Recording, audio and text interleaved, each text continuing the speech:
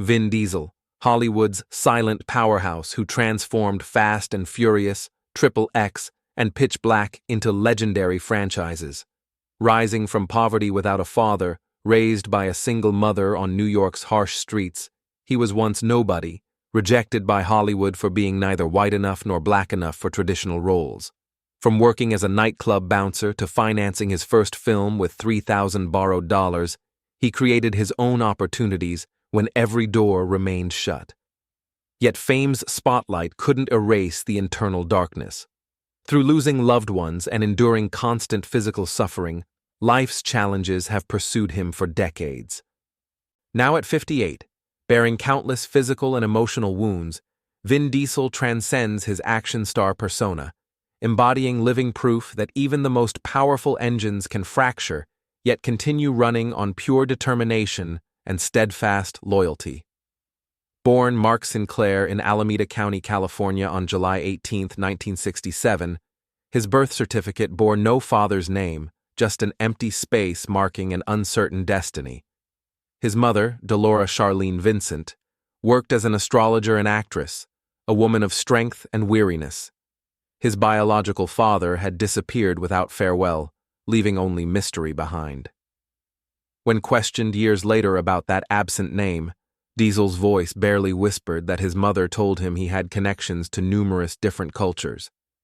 A statement carrying surface peace, but concealing a lifetime's quiet pain of wondering about his true origins.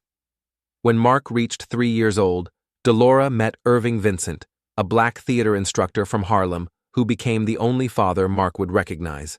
Adopting both twins, Mark and Paul Vincent, plus later raising 2 more children, Tim and Samantha, the family relocated to West Beth Artists Housing in New York City, a labyrinth of damaged walls and unreliable lighting, where struggling painters, unsuccessful poets, and forgotten actors paid rent through their aspirations.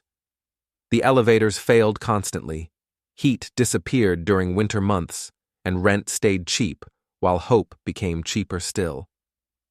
Though not glamorous, Diesel later recalled, the space overflowed with imagination, which rescued them. Mark slept beside the window on a thin mattress, hearing police sirens as his lullaby. He wasn't poor by preference, but by circumstance. Some nights dinner consisted merely of stories, his mother's voice weaving star tales to help her children forget their hungry stomachs. His stepfather taught acting to kids, unable to afford proper lessons.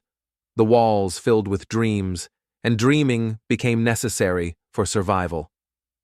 At 7 years old, during a cold, reckless night, Mark and neighborhood boys broke into a small Greenwich Village theater, carrying crayons and mischief. Instead of police sirens, stage lights illuminated, and Crystal Field, the theater's director, stood before them.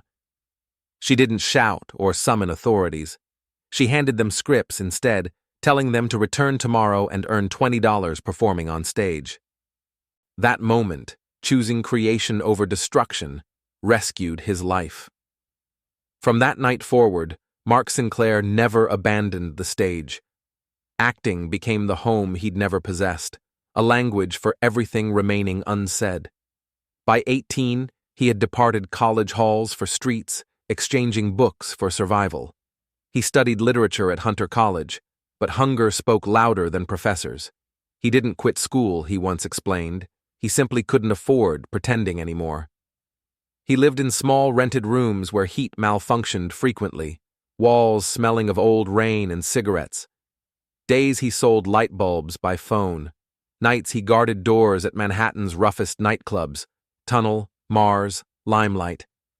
The job title read, Bouncer, but his real work was surviving. Every shift meant fighting, sometimes with men twice his size, sometimes with exhaustion itself. For 10 years, he guarded doors that would never open for him, yet learned how to remain standing when they slammed shut. Auditions came and departed.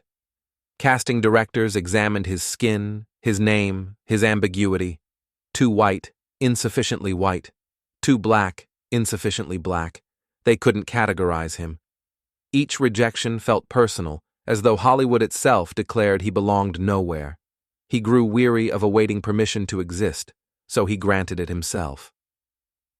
With $3,000 borrowed from friends, he purchased a second-hand camera and filmed a short movie in 3 sleepless days called Multifacial, the story of an actor unable to fit anyone's box. He wrote, directed, acted, and scored it himself because nobody else would assist. When finished, he was broke again, his future seeming smaller than ever. But that film, raw and imperfect yet truthful, carried something no rejection could destroy: honesty. When Multifacial received an invitation to Cannes Film Festival in 1995, he arrived without a tuxedo, without an agent, without expectations. Somewhere in that crowd, Steven Spielberg was watching. A door sealed for a decade finally opened. That phone call from Spielberg shattered the silence following him for years. The legendary director had watched Multifacial and written a role specifically for him in Saving Private Ryan, 1998. Suddenly, Mark Sinclair, the New York bouncer, stood on a French battlefield beside Tom Hanks, holding a rifle under Spielberg's direction. Within 2 years, he became the face of a new action hero generation. Pitch Black in 2000 turned him into an icon. The Fast and the Furious in 2001, made for just $38 million, roared to over $207 million worldwide. Then XXX in 2002 grossed $277 million, proving he wasn't just an actor, but a brand. Yet, as the spotlight grew brighter, shadows behind it deepened. Fame, he later said, isn't freedom, but a prison with superior lighting. Then came Chronicles of Riddick in 2004, his intended masterpiece, a $120 million sci-fi epic he produced and starred in. The movie flopped, earning less than its budget. Critics were harsh, box office unforgiving. Overnight, the invincible Man of Steel became a man in debt. "It broke me," he quietly admitted, "because I believed in it with everything I had." He returned to Fast and Furious, this time not just as its star but as its architect. Fast 5 in 2011 became a phenomenon, grossing over $626 million. Then tragedy struck. During Furious 7 filming in 2013, his brother in life and screen, Paul Walker, died in a car crash. Production halted. Vin locked himself away for weeks. When he returned to set, his voice cracked through tears declaring they'd finish this for him. When Furious 7 hit theaters in 2015, it became one of history's highest-grossing films, earning $1.5 billion worldwide. But Vin didn't celebrate. He sat in silence through the premiere, eyes wet, watching himself drive into the sunset beside a friend who would never return. It wasn't acting, he later said. It was goodbye. Yet even engines stop when the heart runs out of fuel. During 2001 on the Fast and the Furious set, Vin met Michelle Rodriguez. Their chemistry didn't require a script. For a while, between film premieres and press tours, they built something like peace, but Hollywood doesn't sleep and fame doesn't wait. Schedules pulled them apart. They didn't fight, they just stopped, like a car running out of fuel on an empty highway. Then, in 2002, as his stardom exploded, another story began in Prague's cobbled streets. There, Vin met Paloma Jimenez, a young Czech model with calm eyes and a life untouched by Hollywood. For 2 years, she gave him what no fame could purchase: quiet. But Paloma wanted life away from cameras while Vin couldn't leave the screen. He proposed once, a ring, a promise, a hope she might stay. She smiled, kissed his hand, and whispered no, telling him he deserved the world but she couldn't live in it. He didn't beg or cry, just nodded and said, "Then I'll let you go." In 2007, barely 3 years after his Prague heartbreak, he was 40 at his fame's height, exhausted from endless filming. He met Paloma Jimenez, a 23-year-old Mexican model whose calm grace contrasted sharply with everything Hollywood represented. She didn't see Vin Diesel, he once said, she saw Mark. A year later, in April 2008, their first daughter, Hannah Riley, was born. They welcomed their second child, Vincent Sinclair, in 2010, and their third, Pauline, in 2015, named after the friend who never made it home.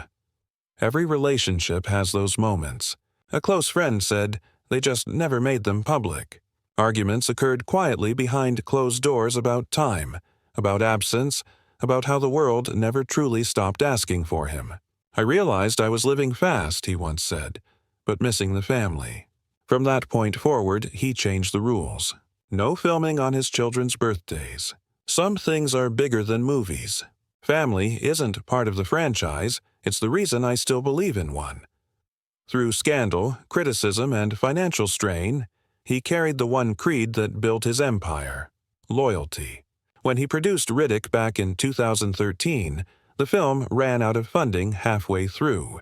Rather than shut it down, he mortgaged his own home, a $4.7 million Los Angeles property, just to pay the crew's salaries and keep filming. Director David Tohe later recalled that Diesel personally wired more than $3 million of his own money when the studio bond collapsed, covering meals, wages, and visual effects. Years of leaping from moving cars, sprinting through explosions, and absorbing blows meant for stuntmen left his frame worn, each joint whispering reminders of past battles. Between 2009 and 2015, he tore shoulder tendons, strained both wrists, and cracked knee cartilage.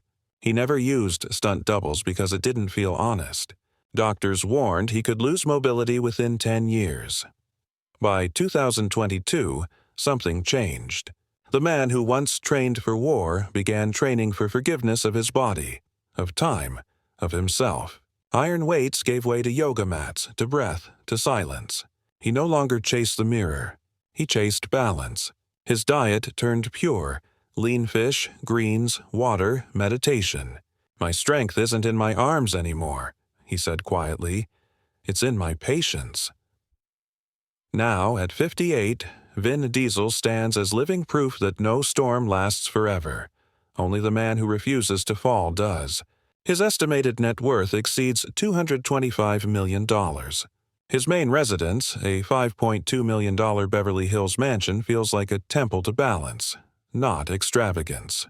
But that's not his only sanctuary. In Hollywood Hills, he still owns a mid-century modern home bought for $562,000 back in 2000, the house that believed in me when no one else did. His garage isn't a collection but a cathedral of motion. A 1969 Dodge Charger Daytona sits preserved, next to a 1970 Dodge Charger RT custom-built with a 9-liter V8 engine producing 1,650 horsepower costing over $700,000. There's also his 2014 Lykan Hypersport, one of only 7 ever made, worth nearly $4 million. A 1994 Toyota Supra, identical to Paul Walker's in Fast and Furious, sits nearby not for display but for memory. Quietly, without headlines, he has supported organizations for children's education, disaster relief, and military families, donating millions through his foundation over years. After Paul Walker's death, he continued Paul's legacy by funding Reach Out Worldwide and sponsoring youth programs in underprivileged communities. "You don't measure a man by what he earns," he said, "but by what he gives back after the world stops watching." Today, Vin Diesel isn't chasing fame. He's curating legacy. From a nameless child in a cramped apartment to one of Earth's most bankable stars, his story isn't about luck or muscle, but about resilience. About a man who learned that real power isn't in how fast you drive, but how deeply you feel. His engines may rest, but his heart never stalls. Because Vin Diesel isn't just a movie star. He's a symbol of loyalty, endurance, and the quiet strength it takes to keep going when the world expects you to fall.